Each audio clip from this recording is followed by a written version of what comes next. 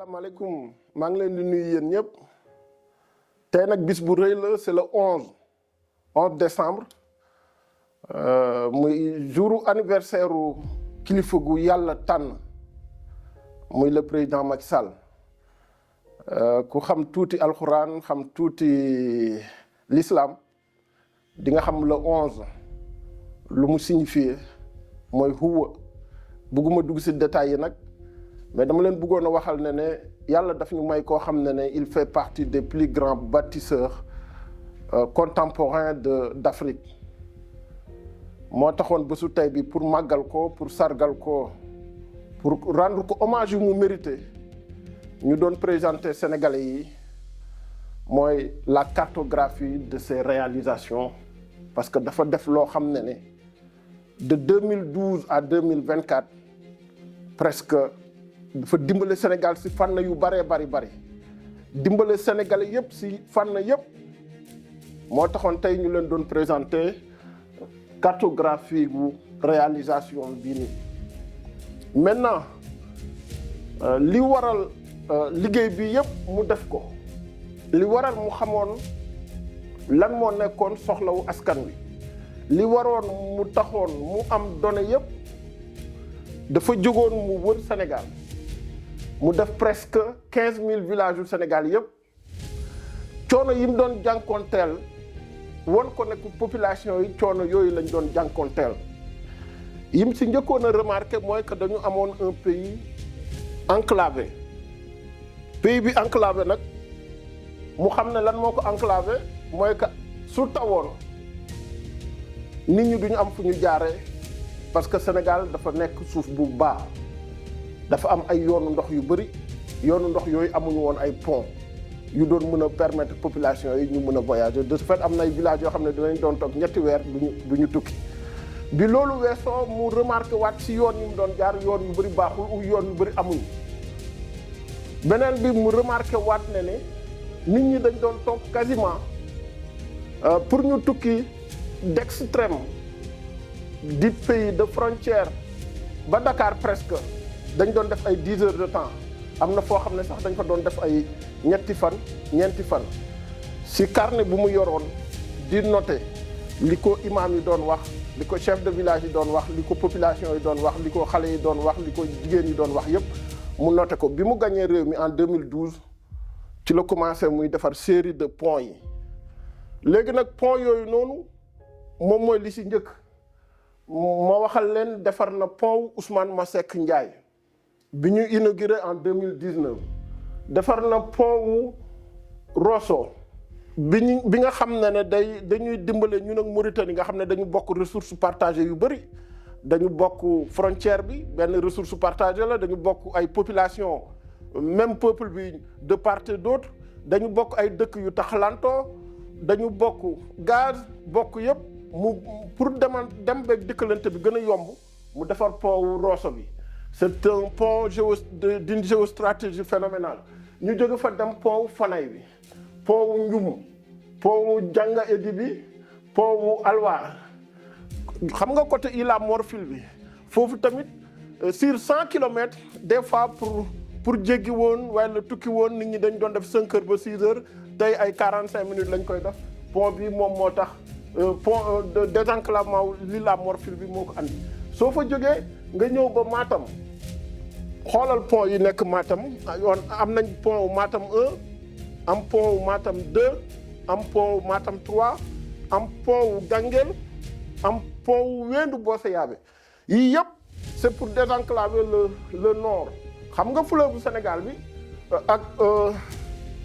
ravinement mi ak vallée fossile yi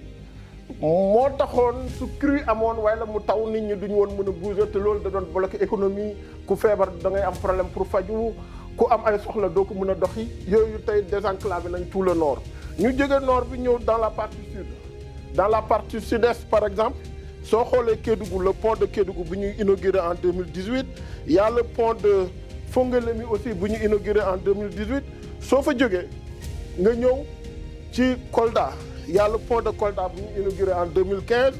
nga bàyyi pont de Kolda nga ñëw si pont de Marsassoum bi ñu ngi ko inauguré en 2022 pont de il y a le pont de Bayla, il y a le pont de Diouloulou, il y a le pont de Katakoulous. Yooyu c'est dans la partie sud. Maintenant pont bi ëpp ñaari pont yi ëpp solo yoo xam ne tamit géostratégie phénoménale la comme ni ma koy waxee mooy le pont de Sénégambie bi ñu inauguré en 2019. Pont boobu noonu c'est une géostratégie efficace parce que Léopold Sédar Senghor xeex na pour que ñu defoon ko mënu ko woon am. Abdou Diouf pareil, Ablaye Wade pareil, yàlla may président Macky Sall comme ni mu koy waxee parce que moom yàlla daf ko tànn daf ko wërsëgale may ko bi ñu ñëwee ñu mettre en place li ñu naan une géostratégie tripolaire bi ñu permettre ñu tabax pont bi tey nga xam ne nit ñi suñu jóge woon dans la partie sud du Sénégal par exemple la Casamance pour dem dans la partie nord des fois dina am ñu yor oto yu mag yi mënoon nañ fa passer 3 jours ñi yor oto yu ndaw yi ay jafe-jafe yu mag lañ fi doon am ñeneen ñi dañ doon am ay difficultés du coup temps bi ñu doon def dans les déplacements yëpp dañu ko régler ci affaire pont boobu noonu mu nekk une réussite nationale au niveau du désenclavement par rapport ak pont yi ma jël encore route yi ak autoroute yi bëri na de telle sorte que su ma koy évoquer fii nii temps biñ ma may du ma ko mën a énumérer yëpp mais xamal na ne biir réew mi yëpp dañ fa defar ay route yu mu jaaroon yëpp dañ leen defaraat mais li ci ëpp solo mooy les autoroute Ila Touba bi soo xoolee cette partie du Sénégal mooy ce qu'on appelle le triangle Dakar Thiès Mbour presque fa la population Sénégal bi yëpp concentré wu léegi nag foofu nit su fa doon déplacé wu dafa amoon problème de mobilité oto yu bëri la nit yu bëri la dëkk yu bëri la nit ñi dañuy jaay ci wetu tali yeeg yooyu su ko defoon pour nga génn fa da nga doon def temps bu bëri su màggal amoon pour nit dem ba Touba dina doon def quasiment 5 heures 6 heures am na ñoo xam ne dañ doon fanaan ci kii bi ñu defar autoroute Ila Touba bi defar waat encore autoroute ba Kaolack léegi Ila Touba bi ak bu Kaolack bi ñoom réduire nañ de 50% temps bi ñu doon def ci transport yi pour génn pour voyager ñi doon jóge Fuuta dañ doon def presque 8 heures ba 10 heures de temps tey mën nga xëyee Dakar añee ji Fuuta mën nga xëyee Dakar añee ji Ziguinchor loolu c'est bilan wu infrastructure bi moo jur ce qu'on appelle benn partie bilan immatériel bi en fait moo tax damay wax ne le bilan matériel du président Macky Sall et son bilan immatériel soo ko boole woon 20% nga koy 20/20 nga koy may parce que lii dañ ko planifier dañ ko calculer de façon très intelligente léegi soo jógee ci pont yi jógee ci route yi nga ñëw ci pont yi toujours dans les déplacements les transports nga ñëw ci autopont yi soo ñëwee ci autopont yi ñu xool partie wu Dakar bi fii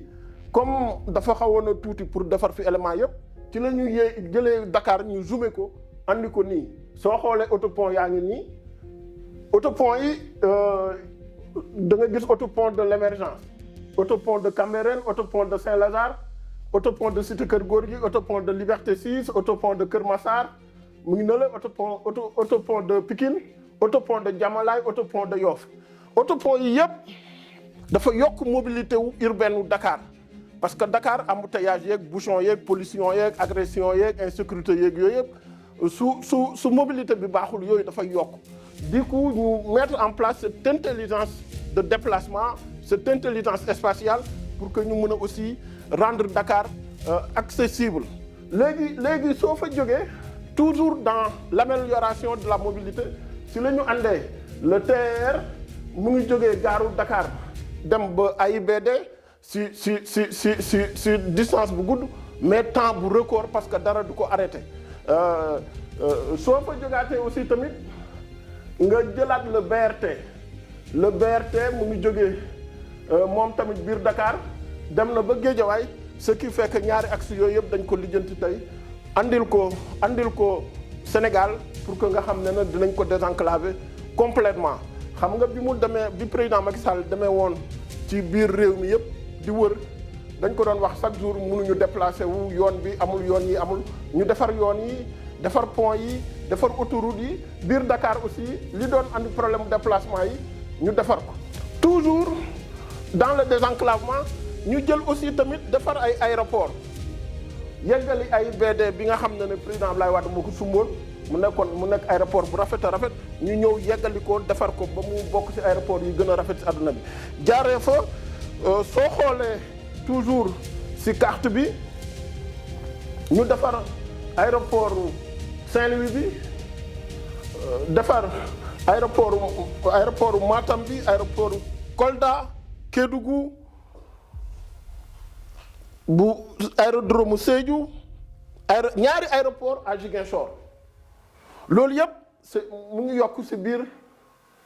ci biir désenclavement wu réew soo fa jógaatee aussi tamit ñu jëlaat les ports xam nga tey à partir du port de Dakar le port de Ndayane le port de Ziguinchor soo leen jëlee ak les bateaux de dernière génération Aguène et Diamogne ak ak Aline Sitoé Diatta bi fi nekkoon plus le bateau bi dem Gorée aussi tamit ce qui fait que en matière de désenclavement en matière de transport en matière de mobilité c'est 20 sur 20 monsieur le président de la République Macky Sall moo tax may wax côté boobu tamit gàcce ngaalaama parce que effort yi ñu fa def yi man xam naa ko dañu defar plan topp plan bi une ingénierie une géostratégie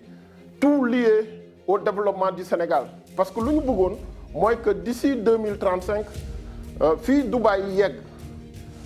yeneen réew yu mag yi yegg fa comme ay France ak yooyu noonu ñu am réew moo xam ne dañ koy développer tout doucement mais sûrement. J'ai été séduit par l'acte 3 de la décentralisation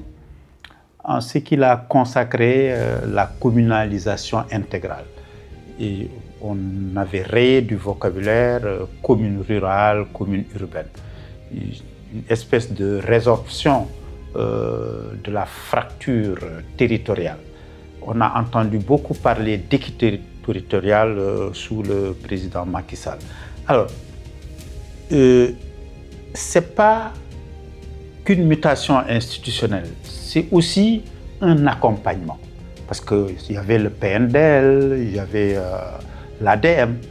mais le président a lancé des programmes majeurs comme Promoville, qui a aidé à réaliser des infrastructures dans des territoires, parce que ces territoires-là ne pouvaient pas supporter les budgets d'investissement afférents à la réalisation de certaines infrastructures. Il y a aussi eu ce programme majeur, PACASEN, programme d'appui aux communes et agglomérations du Sénégal. Donc, un autre programme pour renforcer aussi les investissements. Cela n'a rien à voir avec l'augmentation des fonds alloués au fonctionnement, les fonds de dotation, des fonds alloués à l'équipement des collectivités territoriales, ce qu'on a appelé FECT. Donc, on a vu des communes franchement s'aligner sur des standards extraordinaires en termes de réalisation, en termes de performance. Et ça, je pense que ça participe d'une vision d'ensemble qui s'est adossée à l'ambition un peu d'équité, l'équité territoriale. Mais aussi, il y a eu ce qu'on a appelé l'équité sociale, où tout ce qui touche à la réalisation d'infrastructures majeures, comme les routes, j'ai parlé de Promoville, mais il y a surtout aussi Ageroute qui a beaucoup travaillé pour la mobilité. Alors, on ne peut pas non plus oublier de parler,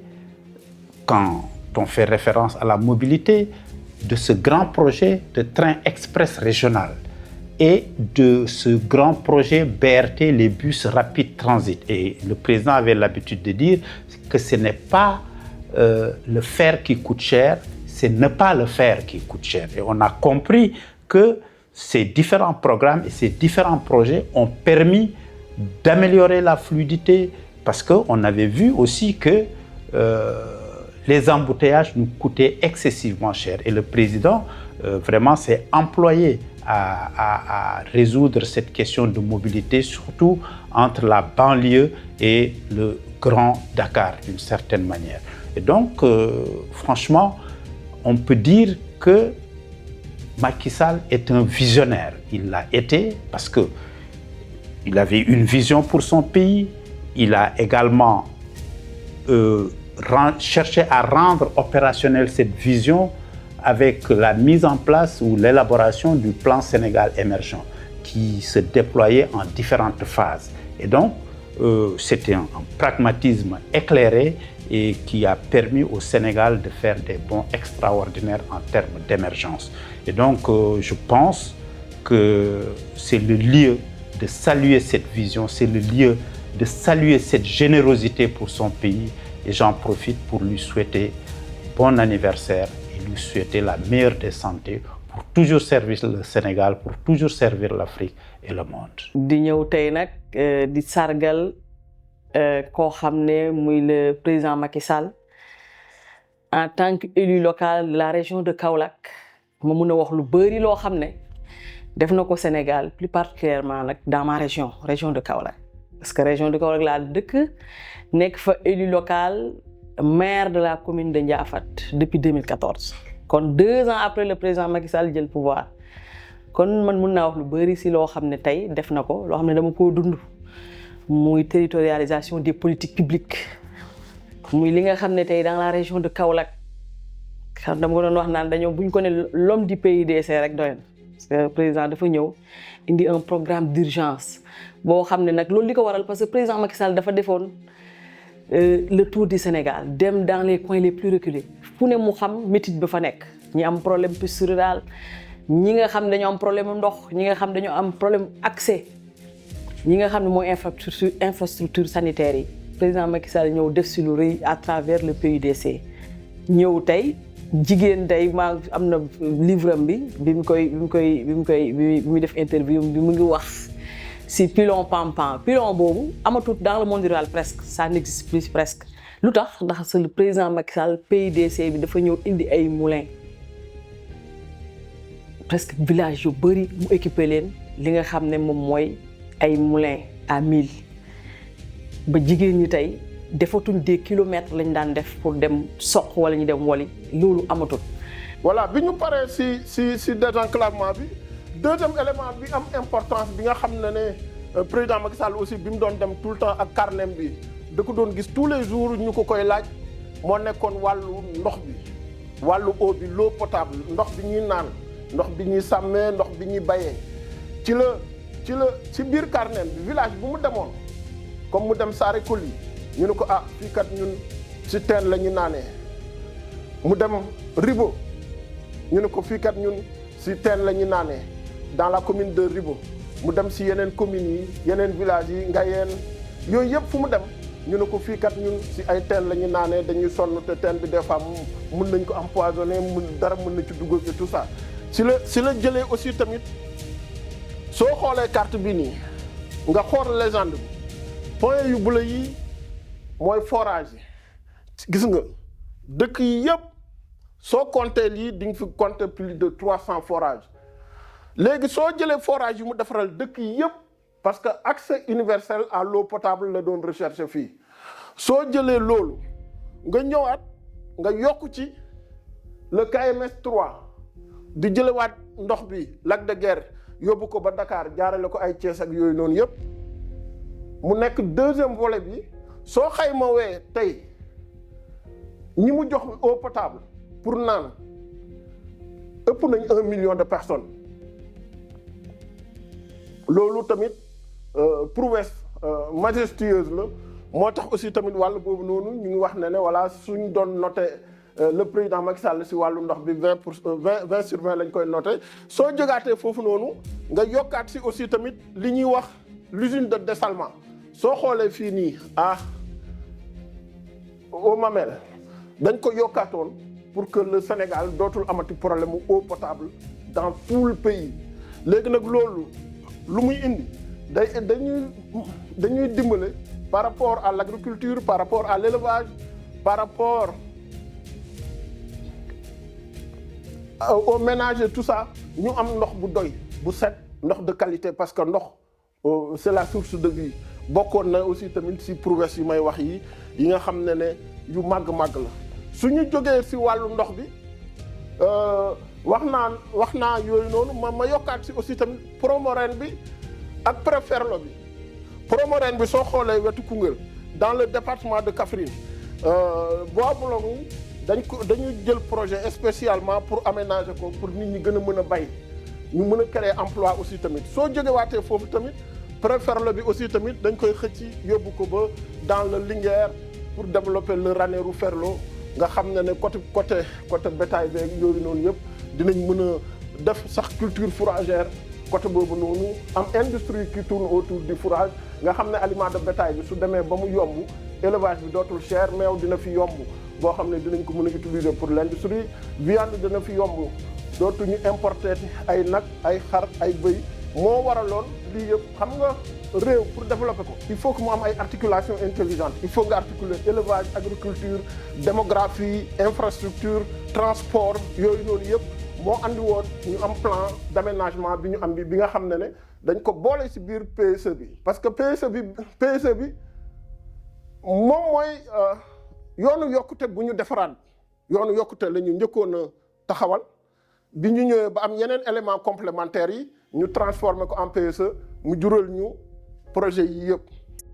Donc assalamu alaikum wa rahmatullah. Moi, ce que j'ai retenu du président Macky Sall, ce qui m'a le plus marqué, c'est son côté humain. Maanaam le président Macky Sall daf ñu jiite woon ba pare yërëm ñu dafa yërëmoon askanam. L'histoire des bourses familiales dafa doon jàppale famille yu bari. Man gis naa ci femme boo xam ne nee na ci bourse familiale yooyu ci la commencé def son petit business di jaay des produits halieutiques ba vraiment affaire bi ñoŋ ba mu gis ci boppam. Donc les bourses des étudiants mu am fu mu ko fekkoon mu yokkal leen seen bourse tabax ay pavillons xam nga des restaurants xam nga yokk seen nekkin ñoŋal seen nekkin mettre leen dans de meilleures conditions. C'était notre papa Poul loolu daf ma marqué ci moom le panier de la ménagère namm na ko parce que je me souviens qu'en 2022 sous son magistère le gouvernement avait autorisé une exemption de taxes sur les denrées alimentaires autour de 200 milliards je pense loolu la état bi ñàkkoon juste pour que la crise mondiale la guerre en Ukraine le Covid sénégalais yi duñ ko yëg torop. Donc loolu tamit son côté humain daf ma marqué son sens de la famille daf ma marqué on lui souhaite un très joyeux anniversaire on continuera à le célébrer pendant des décennies des générations à venir happy birthday to you président. Le président loolu doyatu mu ñëw les pistes rurales am na piste boo xam ne man mun naa ne avant ma juddu la am na doom yoo xam ne peut-être juddu nañ ci li nga xam ne foo xam ne da daan def ndox presque bras de mun nga ne fleuve la le président ñëw def fa piste. Le président Macky Sall ñëw dans la région de Kaolack l'électrification rurale li gën a am solo muy l'électrification rurale président Macky Sall man sama commune bi may ñëw une commune de 75 villages 11 villages moo amoon électrification moom lañ électrifié woon tey 5 villages moo des pour ñu am accès bi nga xam ne mooy intégralité commune bi yëpp ñu électrifié ko te noonu ko defee sama commune noonu la ko defee dans les 14 communes de la région de Kaolack. Dans les 14 communes du département de Kaolack defaat ko dans les 15 communes de Nioro def ko dans les 12 communes du département de Guinguinéo te nag boo demee Nioro tey assainissement ba mu fa def Nioro da nga naan Nioro démb ak Nioro tey boo fa daan dem gëj fa boo demee tey doo ko xàmme nga dem dans le département de Guinguinéo li may wax le monde rural bu may dégg mu def ko fa. ñëw Kaolack gi ma dëkk yi quartier lu mel ni commune Kaolack ni mu amee woon problème mu assainissement tey new ma jeex na de mais wàññeeku na bu baax ndax am na localité yoo xam ne dans les quartiers yoo xam ne dans la commune de Kaolack bu nawet jotaan dañuy am problème mu génn seen kër yi tey assainir nañ ko ba tey nawet dina taw balaa moo taw ba pare sax ndox mi dem na te bëri na lépp jeexagul nag waaye def na li nga xam ne li ëpp tey ba soulager ces populations là. mënuma wax nag c'est vrai que agriculture ñun Sénégal yëpp la concerné waaye ñun nag surtout Saloum ñu tuddee ñu le bassin arachidier daf ñu concerné ñun président Macky Sall def si loo xam ne kenn mënu ko naataab muy lan président Macky Sall dafa ñëw fekk les bons impayés amoon en 2012 mu fekk kilo gerte nekk 165 francs président Macky Sall indi kilo gerte ba 280 francs di ko fixé prix gerte ba 280 ne munoo jaayee gerte moins de 280 francs béykat bi du ko jaayee kii jënd du jënd amul droit jënd moins de 280 mooy au bas prix 280 francs la doon fixé prix gerte gi waaye loolu da see neex da ko doon fixé rek waaye béykat xamatutoon gerte kilo 280 béykat bi danaan toog këram ñu fekk ko fa jënd gerte gi lu mu tuuti bu ko jaayewut 400 am na ñu daan jaayee gerte ba 500 kon président Macky Sall loolu xam nga lan la indi dafa indi feu de brousse da daan bëri si àll bi moo boo xoolee léegi wàññi na feu de brousse wàññeeku na xam nga lu tam wàññeeku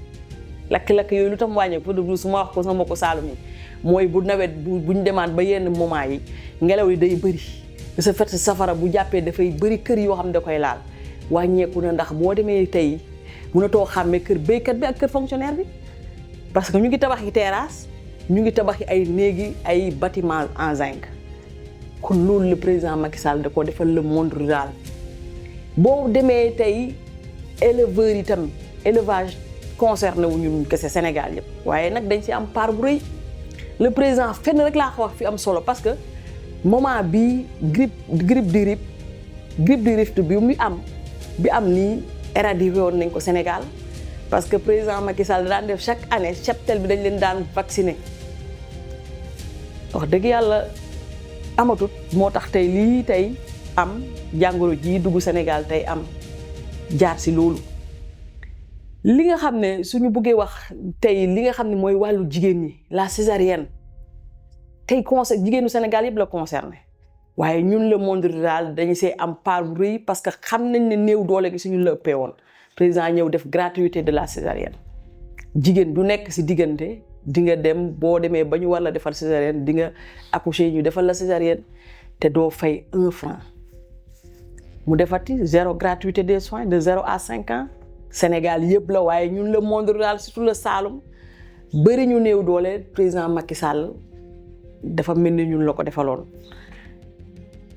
bu ñu jógee foofu nag nga dem si li nga xam ne les bourses de sécurité familiale mu concerné Sénégal yëpp mais waaye nag ñun ñu am si part bu rëy mu def loo xam ne tey liñ naan suturaal ñi nga xam ne mooy gor ñi sagal ñi nga xam ne ñooy gor ñi parce que gorkat boo ko suturalee sagal ko rek defal nga ko lépp sagal sutura weg gor sagal ko suturaal ko weesuwut tey weer de 3 mois yu ne nga ne ko demal banque nga fayeeku ñu faj soxla te doo Jean du yëg Paul du yëg kon yaakaar naa ne le président Macky Sall ñun mënuñ ko sargal ba mu doy parce que li mu def dans le monde rural dafa ëpp boo demee hôpitalu Kaolack tey El Hadj Ibrahima Niass bëri na yoo xam ne amu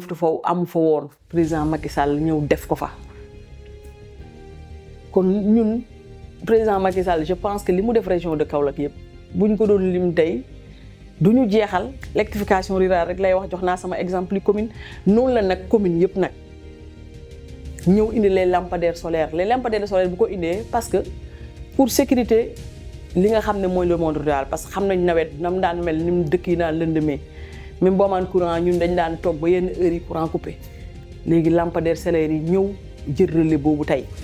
kon je pense que bu ma doon dem l'autonomisation des femmes autonomiser femmes yi à travers 3FPT la formation des femmes li nga xam ne mooy emploi yi mu créé woon pour exode rural bi mu mun ko pas éradiquer ko carrément mais wàññi ko au fur et à mesure ñu dem te wàññi ko woon na à travers FERA à travers Promoged bëri na li nga xam ne tegoon na ko en place pour mun a dimbale jeunes yi ñu toog si seen dëkk yi di fa liggéeyee parce que xam nañ ne exode rural dafa métti woon dañu daan jóge Dakar di ñëw si kaw gi ñëw si teeru bi ak des conditions yu difficile yu ñu fi doon vivre mu wàññeeku woon lool kon yaakaar naa ne kooku ñun duñu def lu dul ñaanal ko di ko nag profité wu si occasion bii souhaiter un joyeux anniversaire à l'homme de l'acte 3 de la décentralisation, à l'homme des agropoles, l'agropole centre. foog naa ne bu fi nekkoon ba léegi kon agropole pare na te lim doon créer ci emploi kenn xamul nu mu toll. À l'homme du PUDC, à l'homme du PUMA, programme boo xam ne frontières yi dañ daan génn seen dëkk yi ñi dend ak dëkk yu mel ni Gambie wala Guinée wala man dañ daan génn di dem hôpital ci yeneen dëkk yi tey mu fexe ba tabaxal leen des hôpitaux des centres de santé dans leur commune ba nga xam ne soins de santé yi ñu soxla ak ndox ak lépp fi ñu nekk fa lañ koy amee dootuñu génn di jéggaani fenn kon yaakaar naa ne kooku mënuñu wax lépp buñ doon wax li mu def région de Kaolack autoroute lu ko gën a am solo buñ daan jóg dañ daan jël route nationale Dakar jëm Kaolack dinañ def lu au minimum 4 heures jëm 5 heures de temps mais tey avec l'autoroute bi nga xam ne ba Mbour la yemagum rek yegg na ba Caajaay ubboon nañ ko mais nag ba Mbour la yemagum peut-être trajet bi foofu la ñuy yem mais rek wàññi na de 2 heures de temps presque liñ doon def temps bi ñu doon def pour jóge Dakar dem Kaolack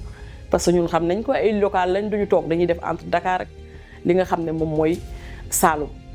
autoroute boobu tey war a jóge Dakar dem ba biir dem ba Kaolack dem ba Saloum je pense que loolu mooy ne le président Macky Sall li mu def à travers les filets sociaux li mu def à travers des infrastructures daf ñu delloo suñu dignité humaine ñun le monde rural bu ñu naan monde rural nag Saloum est au cœur du monde rural kon le président Macky Sall dañuy profiter occasion encore une fois moo ko di ko souhaiter un joyeux anniversaire di ko wax ne ko di ko ñaanal na dund ba dund sàppi ko te jàmm rek nag lay am kilifa gu baax nga sëñ Muntaxa da ko doon wax maa ngi lay ñaanal yàlla miy def di dindi yal na la may jàmm mais yàlla dina ko may jàmm ndax dafa jàmmaloon nit ñi yal na ko yàlla sutural yàlla dina ko sutural dafa suturaloon doomu aadama yi nit ki nag boo suturalee nit ñi jàmmal nit ñi yàlla jàmmal la yàlla sutural la kon ñu ngi koy ñaanal yal na ko yàlla jàmmal yal na ko yàlla sutural yal na ko yàlla may mu tund ay téeméeri at sax lañ koy ñaanal lu ko ëpp mu dund ko ndax xam naa ne lu mu dund rek muy gën a neex di ko wax nag que ne international soxla nañ ko le monde entier soxla nañ ko waaye Sénégal tamit jaaxle nañ jàq nañ te soxla nañ ko. Macky Sall quand il est venu en 2008 il a sillonné le Sénégal partout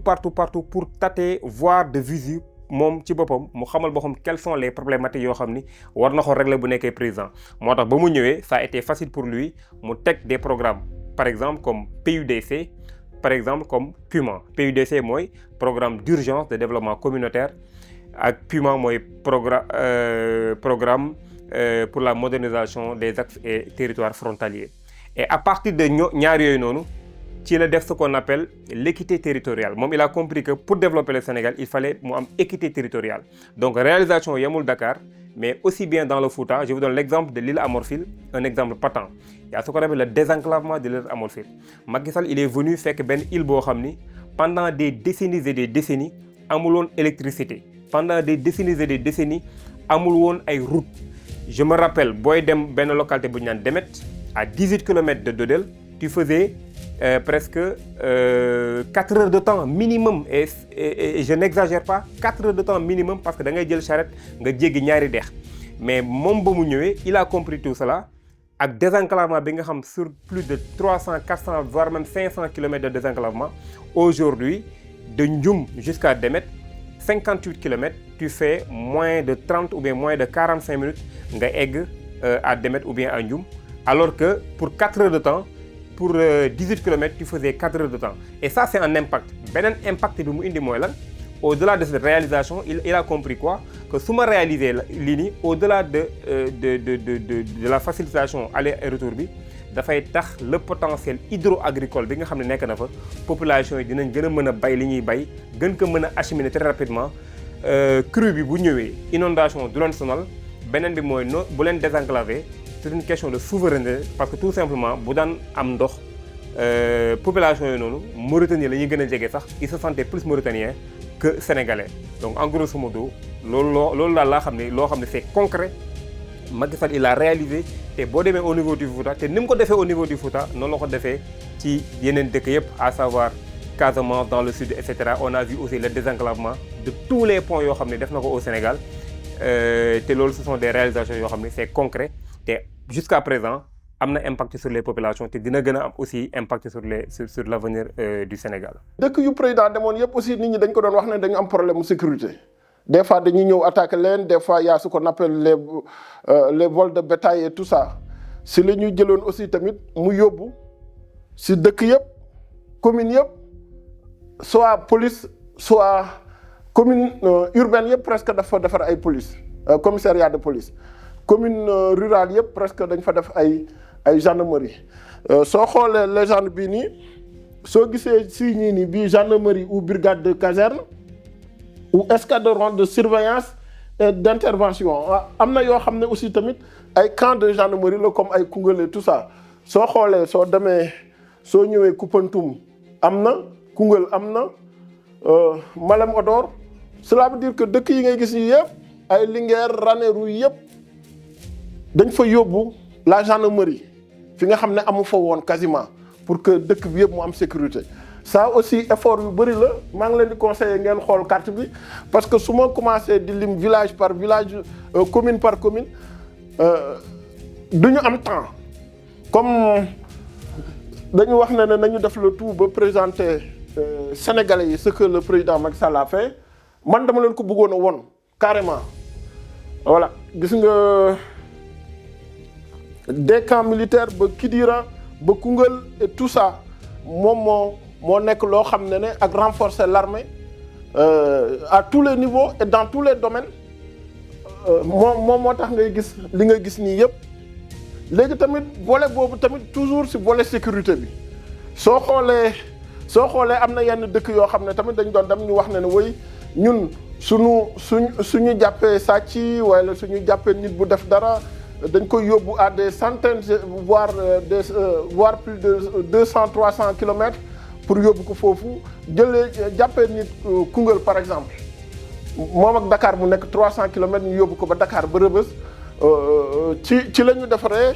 ay kii yu bari nu mu tuddati ay maison d'arrêt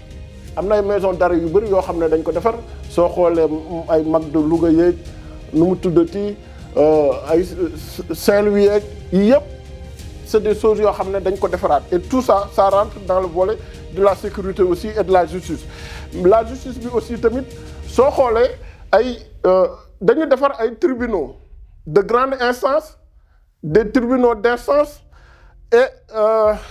nu mu tuddati sax et des palais de justice soo xoolee ñetti logo yi da ngay gis un peu partout y a des palais de justice à Diourbel à Foundiougne à Kaolack Koungheul tribunal de grande instance Tambacounda am na tribunal de grande instance et tribunal d'instance soo gisee Goudiri yii yëpp parce que aussi dañu doon renforcer la justice moo tax des fois su ma déggee nit ñi di wax effort yu ñu def yi focaliser wuñ ko ci benn domaine rek dañ ko def dans tous les secteurs de façon systémique de façon homogène de façon articulée de façon intelligente compte tenu de l'état démographique gu territoire boobu noonu léegi nag wàllu justice bi aussi tamit xam nga réew su amee justice su amee organisation bu baax investisseurs yi dañ fay bëgg ñëw moom moo taxoon aussi tamit ñu defaroon sécurité bi bu baax defar justice bi bu baax pour que nga xam ne investisseur fu mu bëgg ñëw dina fa ñëw de 2012 à 2024 presque investisseurs yi jóge nañ un peu partout di doon ñëw Sénégal à part benn petite période bi nga xam ne y avait des difficultés sinon au niveau international Sénégal était très bien vu par rapport ak domaine bu ma wax bii nii. En tant que ancien directeur de construction président Macky Sall des palais de justice et de fils du ministère de la justice ci programme boobu noonu Matam amoon na ci wàllu maanaam région de Matam parce que xam nañ ne Kanel TI bu fa nekk tribunal d'instance bu fa nekk tabax kuñ Ranérou Paris bu Matam am na TI ak TGI bi ñoom ñëpp ñoo bokkandoo woon benn immeuble parce que Matam dañu fàttaliku 2001 la nekk région loolu yëpp man maa dem pour implantation mu waroon tabax Matam benn tribunal grande instance maanaam tabax fa bâtiment pour loolu mu tabax fa benn tribunal d'instance parce que Matam dafa di département de région Kanel benn Ranérou benn lii ci ce qu'on appelle justice judiciaire ci administration pénitentiaire ñu dolli ci une prison de 500 places moderne parce que xam nga ñëpp prison yu nekk foofu noonu prison yu tàng la parce que ay zinc la bokk naa ci ñi defoon maanaam tout ce qui est plan yi et cetera plan architecture yi prison yu moderne donc Matam amoon na ci benn ci éducation surveillée maanaam ay centre d'accueil centre polyvalent yi ngeen di dégg ñett donc ci programme boobu noonu 8 ouvrages maanaam 8 infrastructures daf ko jagleeloon région de Matam ma jël maanaam wax naa 5 waxu filets sociaux yi bourse familiale muy CMU ak yooyu yëpp Matam def ci kon mais du mënuma fàtte également yoon maanaam njum dem Bakel boobu tamit ci région de Matam lay daanu mais yoon également du Ourossogui Bakel et maa ngi wax ci sànq ci axe 3 ci sécurité président Macky Sall ci xalaatam la sécurité des frontières da ngay xool maanaam tey au niveau des frontières dafa tabax ay brigades yu bëri foofu noonu pour ci wàllu sécurité renforcer la sécurité donc kooku ngeen soo leen waxee ci simili yi nii pour wax ci bilan day yomb mais tey jafe parce que amaana sax am na lu ma ci compté wul ci wàllu mbéy agriculture ci wàllu càmm maanaam hydraulique rural moom kenn xamul ci lu mu toll ci le président Macky Sall def ci biir région de Matam waxuma la waxu collège wala lycée donc ak dem ak dikk bi ak yooyu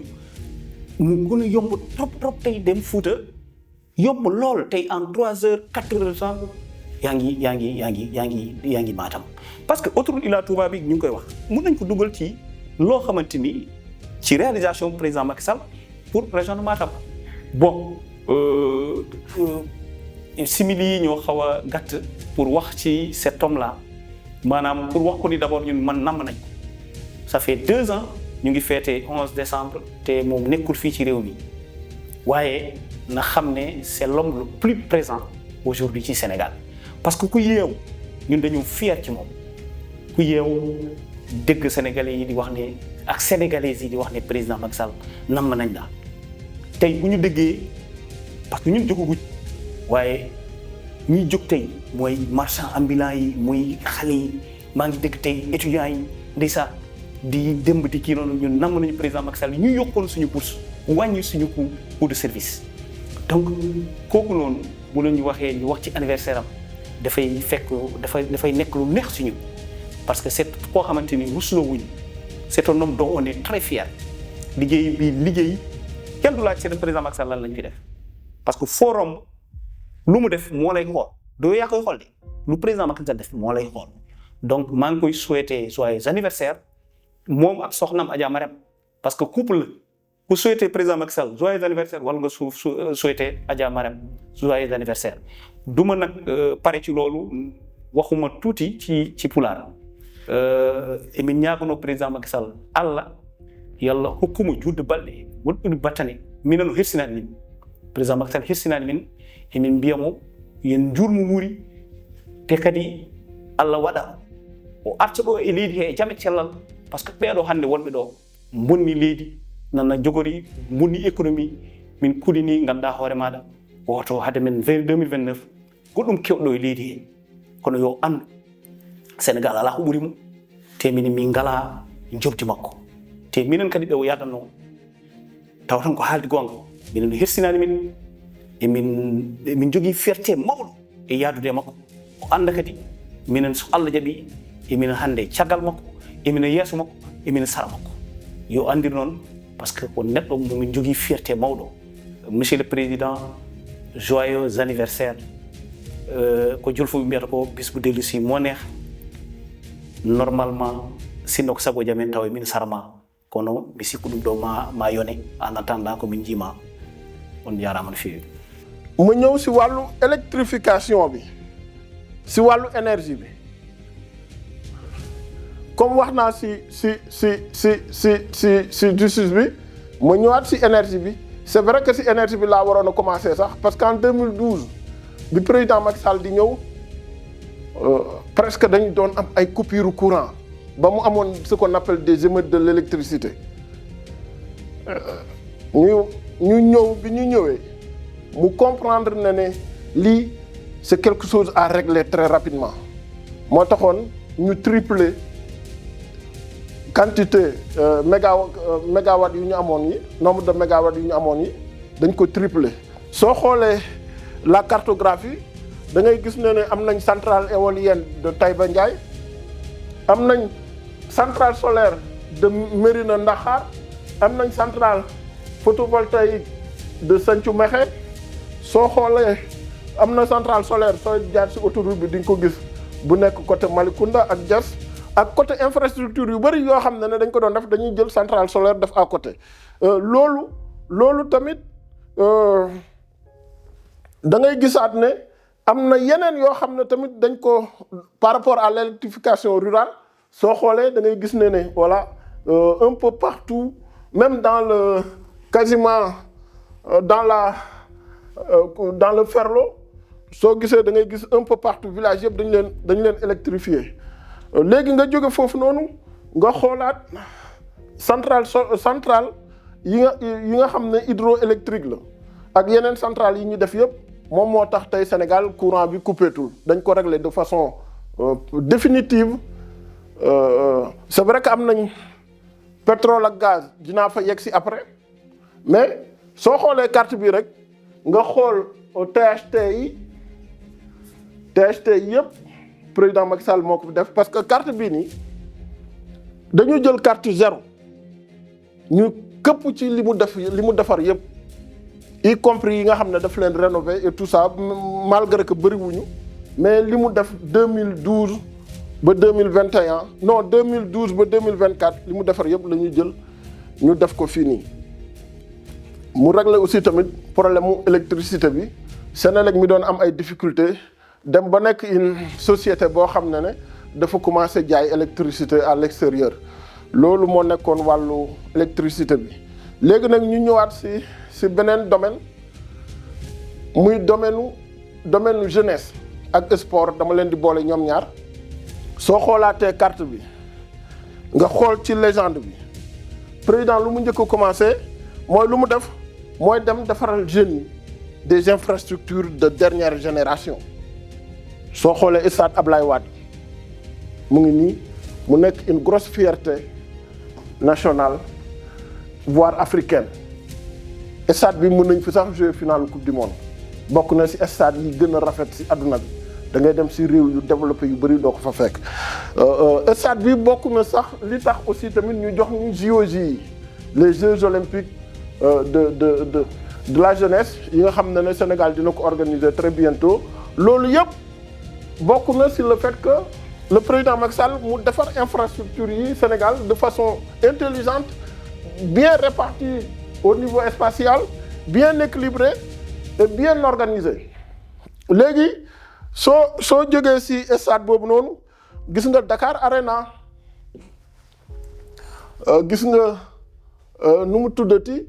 Sport City bi nekk à côté de Dakar Arena léegi nag nga gis yeneen stade yëpp dañ leen rénover soo xoolee ci suuf nii da ngay gis stade Amitié stade Léopold Sédar Senghor dañ ko rénover stade Louga stade Alassane Djigo stade Fatick Mbour Saint-Louis Kolda Tamba Sédhiou yooyu yëpp stade yi dañ leen jël ñu rénover leen defaraat leen ba ñu baax a baax pour offrir ça à la jeunesse nga jóge foofu noonu ci loolu moo tax ci côté sport bi président Macky Sall mu gagné ñu gars yi di ko tuddee le quintuple champion d'Afrique parce que coupe yi am biir Afrique yëpp ci football bi gagné na ko gagné na basket bi gagné na coupe d'Afrique gagné na CHAN bi gagné na yeneen coupe yëpp moo tax ak fierté dafa mettre en place une excellente politique de la jeunesse pour les jeunes léegi nag soo fa jógee ñu dem toujours ci wàllu jeunes yi parce que dafa am ku may wax mu ne ma dafa dem ba benn moment jeunes yi ñoo décidé woon taxalikoog régime u Benno Bokk Yaakaar ma leen wax ne peut-être du usure amoon na peut-être ñun on n'avait pas très bien expliqué li ñu defaloon jeunes yëpp ma ñëw nag côté emploi ak formation mooy beneen volet bi su ma expliquer côté sport bi ba pare léegi soo jëlee wàllu emploi ak formation da ngay jël président bi mu ñëwee bi mu xoolee dafa gis ne booy jeunes yu bëri xale yu bëri dañu nekk au chômage ñu bëri seen jàng yi dafay yàqu ñu bëri amuñu métier yu qualifié moom c'est un ingénieur lu mu xam mooy defar produire et tout ça léegi nag ci la waxee ne benn mënuñu wut ay xëy rek jox leen nii ñoom ñëpp ñu am ndoor liggéey il faut que ñu defar les conditions yi tax ñuy liggéey ci la lancé wu dans la formation nag ñu créé ISEP yi soo xoolee ISEP yi mooy des instituts supérieurs d'enseignement professionnel pour ñu dimbale booy yu bëri ñu nekk ay professionnels nga xool région yëpp ñu defar fa benn ISEP Dakar Diourbel Matam Saint-Louis Kédougou Kolda Ziguinchor Sédhiou yëpp ñu defar fa ay ISEP muy benn volet wu former nit yi pour que ñu mën a nekk ay professionnels ñu jëlaat 46 départements yi ne benn bu ci nekk aussi nañ ko defaral un centre de formation professionnelle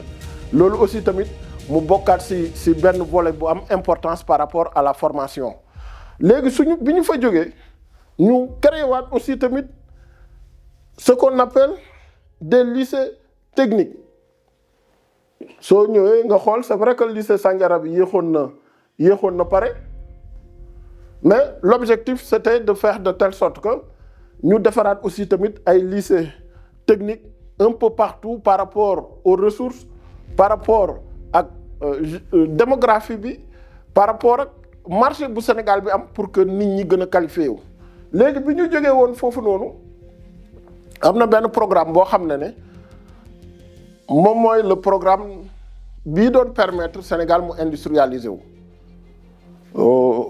bien vrai que defaroon nañ des parcs industriels soo xoolee ci légende bii nii nga xool à travers la carte di nga gis le parc industriel de Diamniadio maa ngi ko doon wax sànq le parc industriel de Diass de Bargny de Sandiara ak yeneen micro-industries yu dispersés un peu partout parce que Sénégal dañ nekkoon di construire la grande surface parce que dafa am ñaari éléments yu am important yoo xam ne soo ko amul mënoo industrialiser wu mooy la grande surface et la grande distribution benn parce que baykat bi sàmmkat bi nappkat bi kii def tëgg kii def wut ak ñoom ñëpp pour que seen produit yi dox il faut que ñu am fu ñu ko écouler après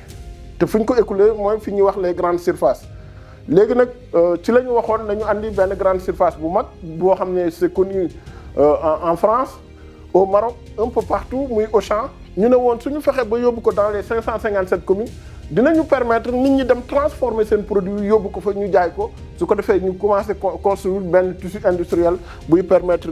xale yi ñu am liggéey loolu tamit bokk na ci li tax ñu andi woon Auchan liggéeyloo na ay jeunes yu bëri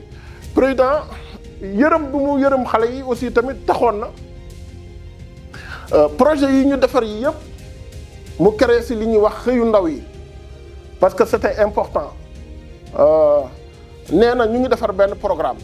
parce que pour régler problème emploi au minimum il faut des années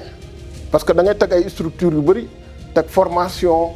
teg grande surface yeeg teg yenn benn wàññi électricité bi courant beeg yooyu noonu yëpp pour que nga dem ba nga am des conditions favorables à une bonne industrialisation léegi nag comme yegguñu woon foofu mu créer li ñuy wax xëyu ndaw yi nag si la ñu jëloon ay xale yu bari c'est vrai que nee nañ ma dàq nañ leen ñoom ñëpp comprendre ñu logique bi mais logique bi moo nekkoon li ñuy jël di ko doon jox xale yi ñuy dem di defar stade yi di defar mbedd yeeg yooyu nekkul toog muy dox mais dafa nekk loo xam ne dafay yokk pouvoir d'achat wu réew day tax xaalis bi circuler wu loolu day wàññi prostitution loolu day wàññi mendicité loolu day wàññi agression day wàññi yenn vices yu bari moo taxoon ñu jëloon ñu def ko léegi nag aussi tamit si même logique bi la bourse de sécurité familiale yi duggoon parce que bourse de sécurité familiale yi en réalité seen objectif moo nekkoon yokk pouvoir d'achat wu nit ñi pour que nit ñi mën a jàngal seen xale yi pour que nit ñi mën a dem hôpital suñu feebaree pour que ñu mën a régler yenn détails yu dépenses yi la nourriture et tout ça loolu yëpp c'était une ensemble bi yëpp moo nekkoon benn construction commune boo xam ne on tendait vers le développement découvrir nañ pétrole ak gaz fi ñu doon dem mooy dem ba raw ay Dubaï dem ba raw ay France parce que intelligence lañ ko doon organiser nànk-nànk mënoo xëy rek jàppandoor yëpp loolu moom moo tax nag mu abutiru ci infrastructure yu ñu def yi ak équipement yeeg yi yëpp. Il y a également tout ce qui a été fait dans le domaine de la santé avec des postes de santé, des centres de santé et des hôpitaux de référence. Les écoles, n'en parlons pas, surtout pour résorber un peu les abris provisoires, mais surtout la construction d'universités dans les différentes régions. On peut même dire qu'il y a eu une régionalisation, entre guillemets, des instituts d'enseignement supérieur. Et avant cela, c'est franchement la mise en place ou la création d'écoles de formation professionnelle, des écoles dédiées vraiment à la formation de jeunes prêts à entrer dans le marché de l'emploi. Mais dans toutes ces réalisations, le président Macky Sall a privilégié, c'est le lieu de leur dire et de leur remercier la région de Kaffrine. Il n'y a qu'à Kaffrine où il y a une sphère administrative dans tout le Sénégal. À Kaffrine, le président Macky Sall a relevé le plateau médical avec l'hôpital Thierno Birahim Ndao qui concurrencie l'hôpital de Touba, de Sédhiou et de Kolda. Les malades n'ont plus besoin de venir à Dakar pour se soigner. Au contraire, ce sont ceux de Kaolack et des zones environnantes qui ont la possibilité de venir à Kaffrine pour des soins. Le président Macky Sall a relevé le plateau de l'hôpital de la commune de Kaffrine et a pu créer un centre de dialyse pour les malades du rein. Je ne parle pas naturellement de tous ces postes de santé, de toutes ces cases de santé et de la création de districts pour justement que le Kaffrinois, je veux dire ceux qui sont de la région, puissent accéder à la santé de manière rapprochée. Il a aussi pu relever le niveau de l'éducation et de la formation dans cette région. Il faut rappeler que Kaffrine faisait partie des régions les moins scolarisées. Avec le président Macky Sall, le taux brut de scolarité a grimpé. Une université a été créée, le LINAC, un lycée d'excellence aussi, l'un des lycées modèles du Sénégal, existe à Kaffrine. Le président Macky Sall a construit, il a aménagé, il a désenclavé. La route Kaffrine-Ganda, qui était une revendication qui est de plus de 40 ans, a été réalisée sur presque 40 km par le président Macky Sall et qui relie le nord du Sénégal au sud et certainement qui va être un continuum de l'axe Tanger, Nouakchott, Dakar, Kaffrine, en passant par la Guinée, aller à Abidjan. Donc c'est un visionnaire. Avec le PUDC et le PUMO, surtout avec le PUDC et le Promobile, le président Macky Sall a pu aussi réaliser beaucoup de pistes de production, beaucoup de routes secondaires, construire des forages,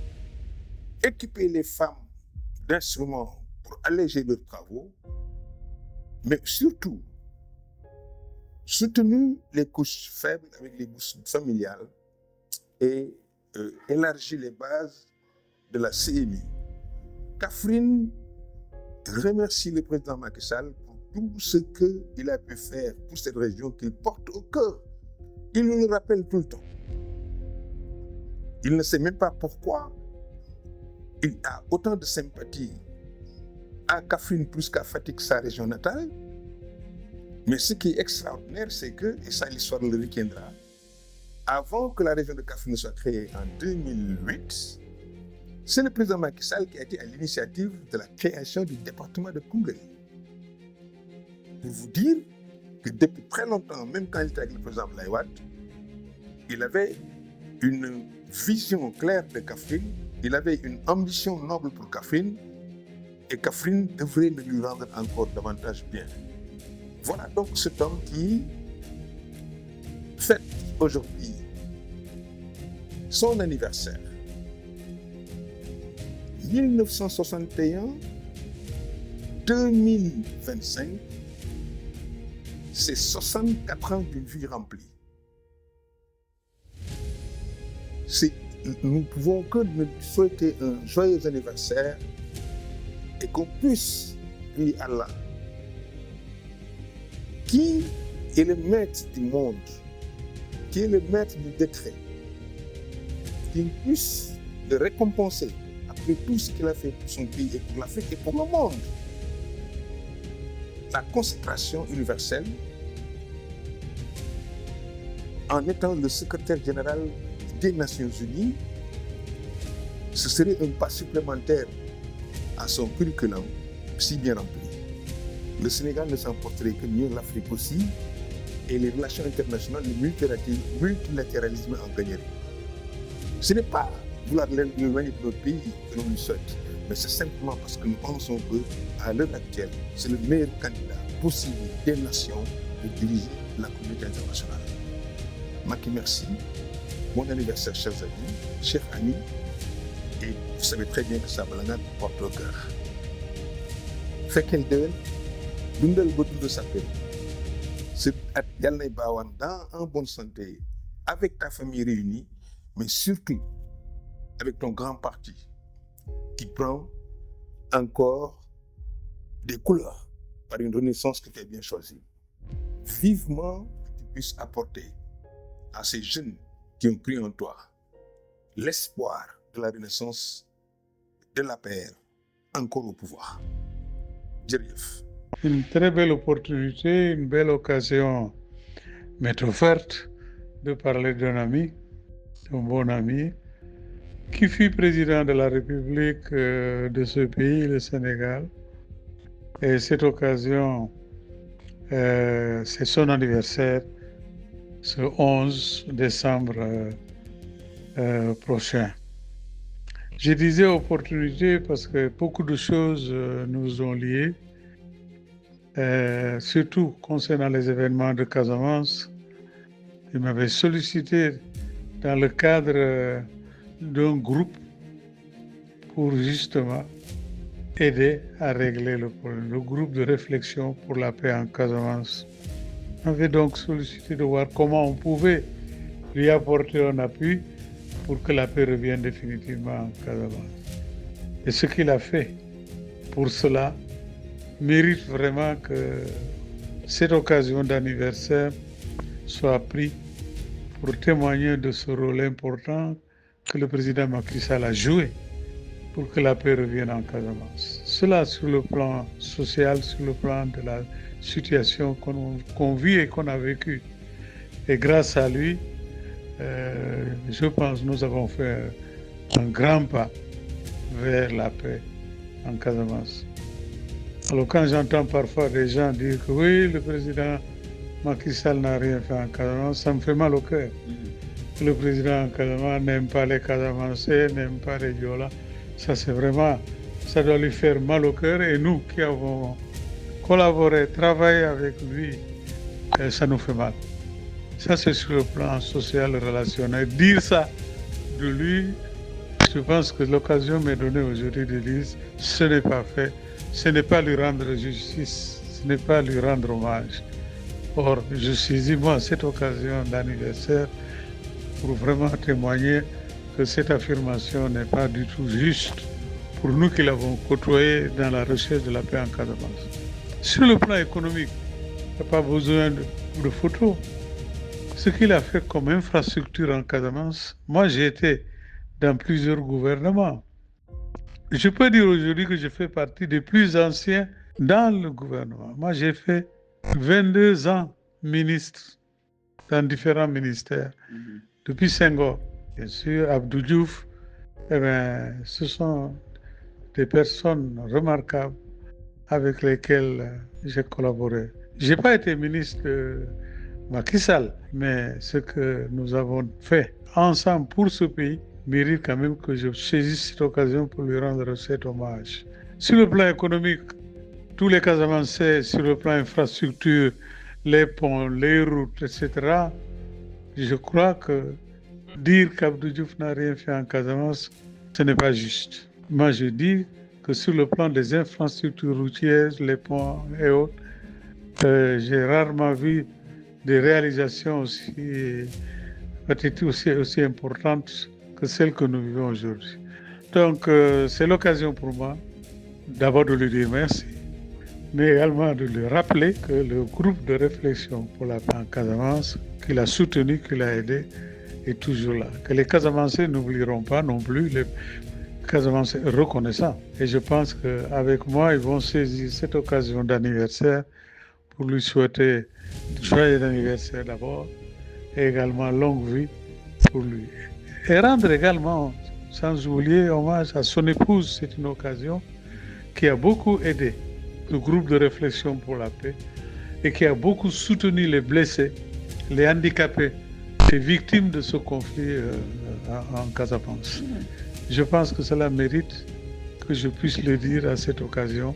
que je saisis pour lui souhaiter encore joyeux anniversaire, longue vie et encore une fois, profiter également pour dire à ce pays que nous n'avons pas besoin d'adversaires, d'ennemis. Le Sénégal est un petit pays. Nous avons toujours donné l'exemple, n'est-ce pas, que notre Sénégal, Sénégal, mérite que chacun qui y est soutienne l'autre pour que nous ayons de la place pour l'entente, pour que chacun, là où il est, apporte le meilleur que Dieu lui a donné pour que le Sénégal puisse avancer. ma ñëw nag si wàllu découverte de gaz et de pétrole xam nga njiit sunu borom moo koy def sunu borom moo jël sang bu tedd bi Muhammadu ya Rasulullah sallallahu alayhi wa sallam def ko mu nekk ngën di mbindeef mu nekk ki gën si àdduna bi defal ko lim ko defal ba bésu tey bi mu ëppi ay turandoor si àdduna bi bésu tey bi ay milliards nit heure bu ñu yeewoo di ko tudd ay milliards nit di ko suñu yeewoo di julli si moom noonu la yàlla defaree aussi tamit mu créé ay sahaaba créé ay waliw créé ay xutba yëpp créé aussi ay président créé ay leader c'est madame t'as fait du bruit ouais. Ah, soo paree moom voilà je recommence ça hein ay saxaaba hein voilà commencé voilà ma ñëw si ma ñëw si fi nga xam ne laa bëgg ñu mujjee parce que c'est important muy découverte de gaz et de pétrole xam nga sunu borom moom mooy may nit wërsëg mooy xéwalal nit mooy def nit bi nekk am wërsëgu boppam moom que pour moom ou bien nit bi am wërsëg pour réewam nekk wërsëg pour réewam président Macky Sall dafa nekk une chance pour le Sénégal yàlla dafa def ni sunu borom tànnee ñu mag a mag ñi jël sunu sang bu tedd bi Muhammadu ya Rasulullah sallallahu alayhi wa sallam ne ko yaay ngën di mbindeef mu nekk nit bi ëpp turandoor si àdduna bi ëpp lu ñuy tudd si àdduna bi noonu la jëlee ay yenent noonu la jëlee ay yeneen saxaaba noonu la jëlee ay wàlluwoog ay ñeneen ak ñeneen buñ nekk ay nit yu baax si noonu la aussi tamit jëlee mu am ay njiit yu baax ay leader yu baax yàlla def président Macky Sall mu bokk si leader yi gën a mag ci àdduna bi leader yi nga xam ne dafa doon toog ak ñoom Joe Biden toog ak ñoom Trump toog ak ñoom Obama toog ak ñoom Poutine toog ak ñoom Erdogan toog ak ñoom Xi Jinping toog ak leaderu àdduna bi yëpp suñuy décider dem ba jël Afrique boole ko ci G20 bi Sénégal am place bu prépondérante c'est parce que dañu am nit boo xam ne nitu dëgg la bu jógee Fatick un pays séeréer yàlla may ko mu am expérience parcours am voix boo xam ne quasiment Afrique kenn amu ko fa parcours président Macky Sall kenn amu ko fa sama xarit dañ may wax dañ may faral di ma wax ne ñi nga xam ne samay collègues lañ samay amis de travail lañ dañ may faral di ma wax ne ce sont les ingénieurs qui ont construit le monde ce sont les ingénieurs qui ont fait les avions qui ont fait les bateaux qui ont fait les routes qui ont fait les gratte-ciel qui ont fait les canaux de navigation qui ont fait les GPS et tout ça ingénieurs yi ñoo defar yooyu yàlla dafa dimbale président Macky Sall def ko ab ingénieur moo tax bi Senghor ñëwee Senghor jéem découvrirul pétrole découvrirul gaz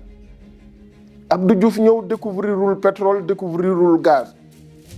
Ablaye Wade ñëw découvrirul pétrole découvrirul gaz le président Macky Sall ñëw yàlla baaxee ko yàlla xewalal ko en tant qu'ingénieur mu découvrir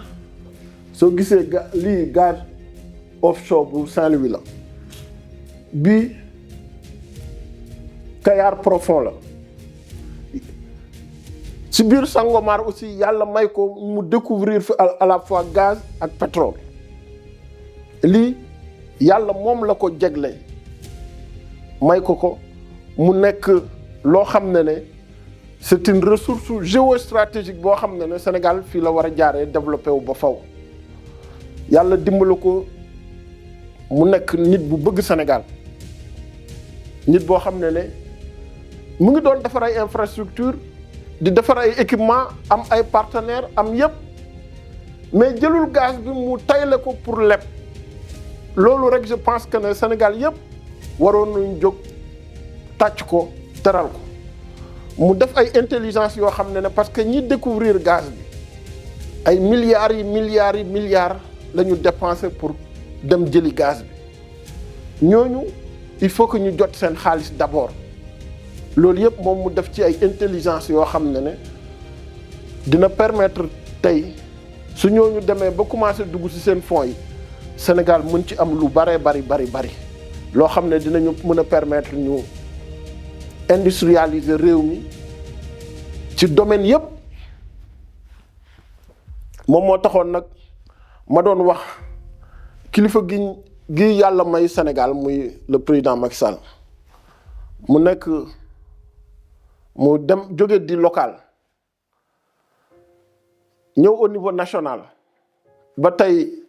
mu def ñaari mandat à la tête du Sénégal réaliser fa lii yëpp man dama bëggoon nit ñëpp jóg ñu ñaanal ko yàlla sàmm ko yàlla aar ko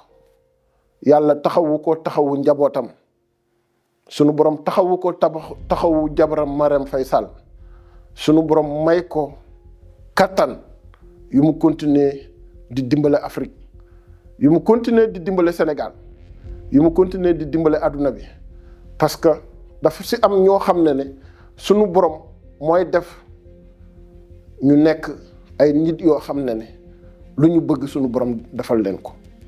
maa ngi ñaan Sénégalais yëpp ñu respecté ko maa ngi ñaan Sénégalais yëpp ñu bëgg ko parce que nit bu ñu war a bëgg la maa ngi ñaan Sénégalais yëpp ñu naw ko parce que nit bu ñu war a naw la maa ngi ñaan Sénégalais yëpp ñu xool ci moom roy ci moom parce que nit bu ñu war a roy la man du ma topp n'importe qui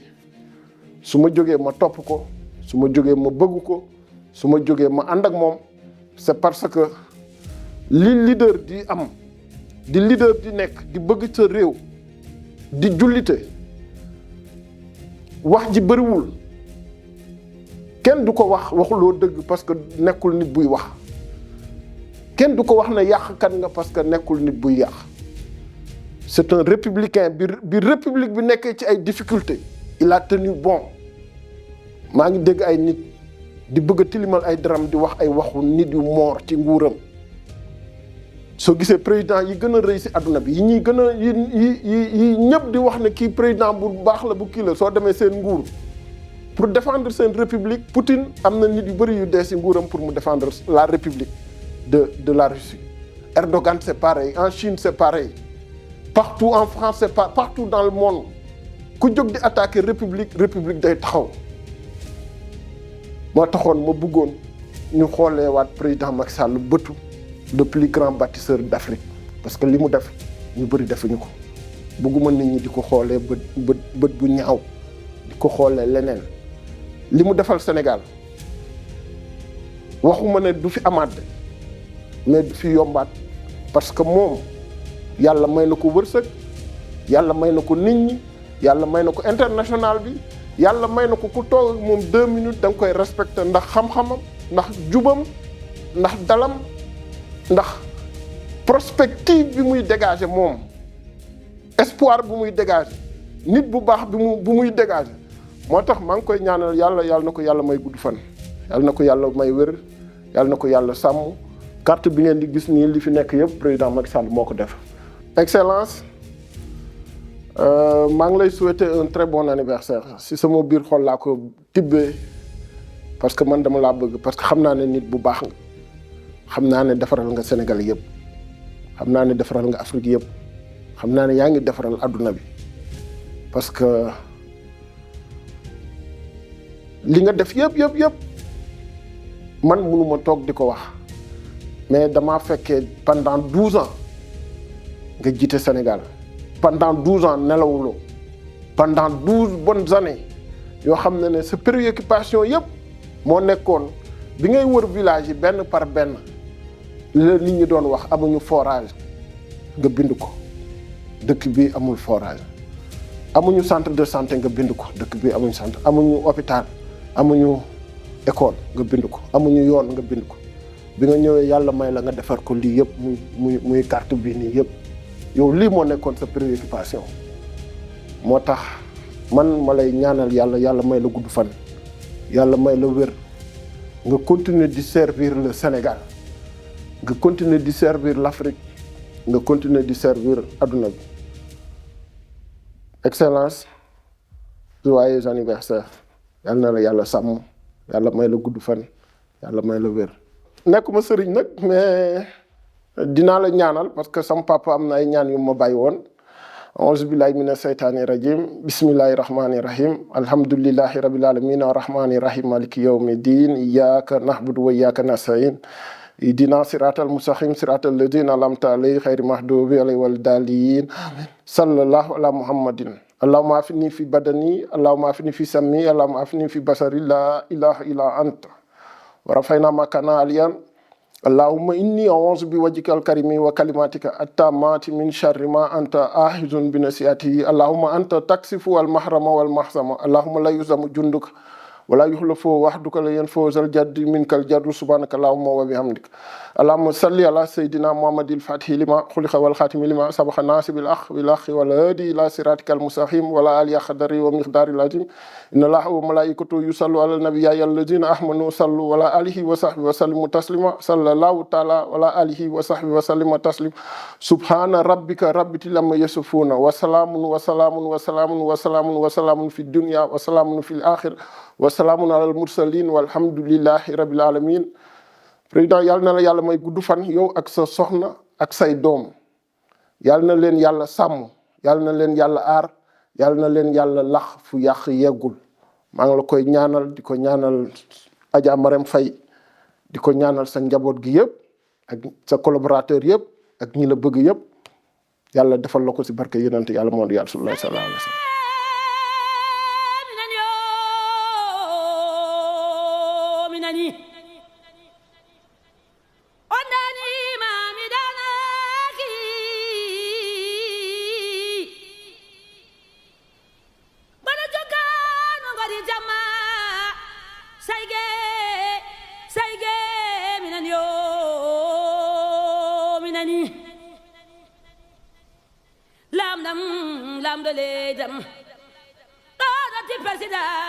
Sénégal maki kumma cimmo